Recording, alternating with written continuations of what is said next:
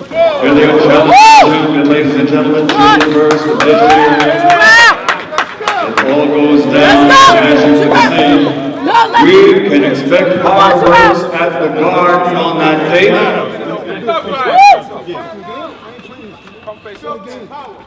Stop crying, man. Not entertainment. Stop crying, man. It's not entertainment.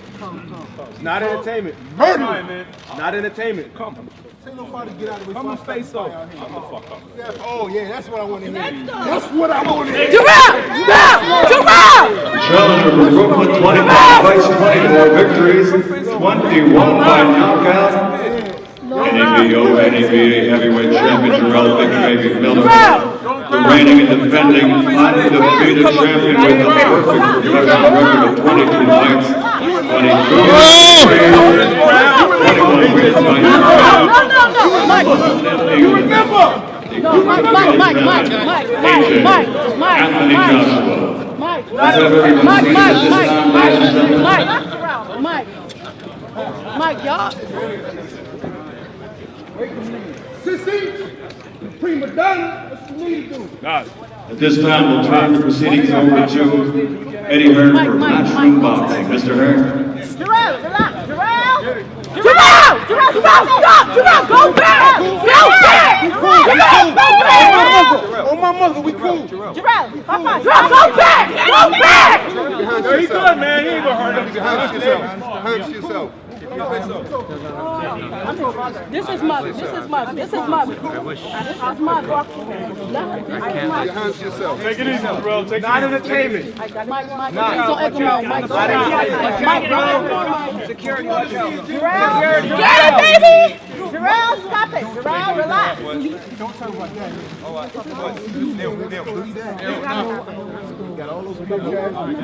No, Mike is okay. Mike is okay. Thank you, gentlemen. Let's everyone please be seated. Yes! That's it. We know that. Potential fight with Dylan White on December the 12th. Is it just a case of business on Saturday and then get the job done and move on to that fight? Yeah, most definitely. Just another date. It's been set. I respect Cornish for coming along, getting himself in good nick. And as soon as I move on from that, you know, I'm not jinxing nothing. I'm not saying too much. But God willing, I move on from that fight Saturday as champion. Me and Dylan will fight December 12th. We've got the British title on the line. He can have his 5 minutes of fame right now, and then I'll move on. In a couple months, he'll be forgotten about. When are you going to stop being fake and be yourself? And then we'll move on to. When are you going to stop being fake and be yourself? What about that? How about you stop being what people expect you to be and be yourself? When? In what sense? Just be yourself. This isn't you. This is not you. I spent time with you before. This is not you. Stop being fake and trying to fool the people. This is not you, mate. Be yourself. In what sense? Be yourself. You know what I'm talking about. Be yourself. You come up here acting like some good behaving punk. Be yourself, man. What's wrong with you? Listen, you're getting hurt December, I'm telling you now. I'm gonna mess you up. You're lucky to be on my undercard. Just focus on Oh, Saturday. very funny, look at you. I'm on the undercard because I kicked your ass before. I'm gonna do it again, you look punk. You know what I mean?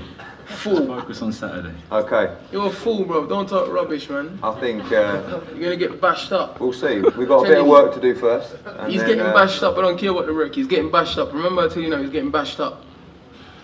Okay. Act like you're this good boy. We could be back here next week for another press conference. Go serve up, man, and don't Looking come up here and forward to talk that. rubbish about being a young undercard. Alright, listen. So, we're going to break now, Scumbag.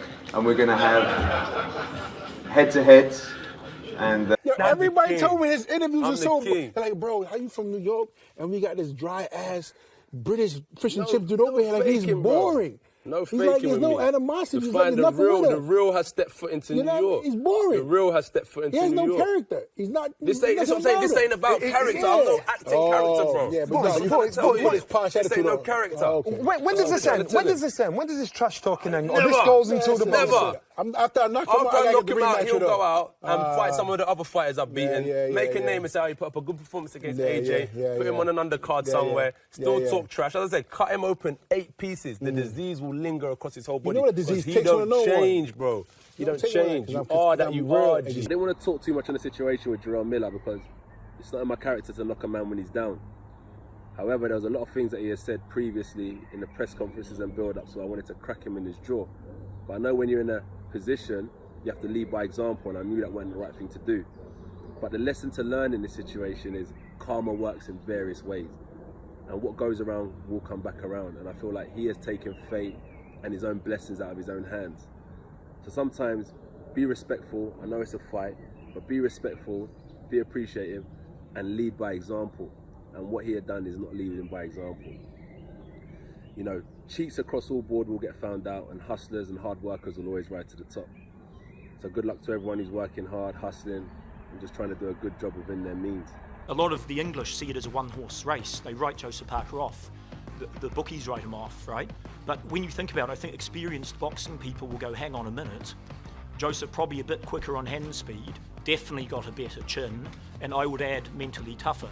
But you know what I learned when I was dropped in that Klitschko fight? Because a lot of people that have spoke about me getting dropped, and hand on my heart, I've used it as a PR stunt in the terms of what you're using it as well. Because when you talk about myself getting dropped and what you've done, it's a markability strategy. And when you want to talk about facts, the 3 times that I have been hurt or dropped was in the European Championships, when McCracken knows I was actually banned from the GB team because I was still getting in trouble. I was very unfit, I didn't get dropped, I got stopped. When your tank is empty, it's hard to perform. The second time was with David Price. I'd come out of a police cell the day I went up to training. I'm not going to use that as an excuse, but David Price is a puncher and lack of experience. And then with Klitschko, and you know all them times what it taught me, it would take more than a human to stop me from where I'm destined to be. There was some madness on stage. What was that with Big Baby Miller? You know, like, I don't really have any issue with many people because I just feel like when I come through the amateur pedigree, I fought some of the best amateurs in the world champions, Olympic champions, European champions, the Cubans, and we always had a level of respect for each other. So I wanted to take that into the professional world. But when I started to turn pro, I realized that people that can't even tie up your shoelaces disrespect you. So with Miller, he's always been very negative towards me. And I'm not in the business of talking just for clout. I talk because it's real. If I believe I'm better than you, I'm saying that because I am. I don't just talk it because I want to be popular. So you're coming in my turf, you know. I remember he started talking behind my back, and it's a territorial thing. So if you're gonna bark, I'm gonna roar, and that's just how it is, really.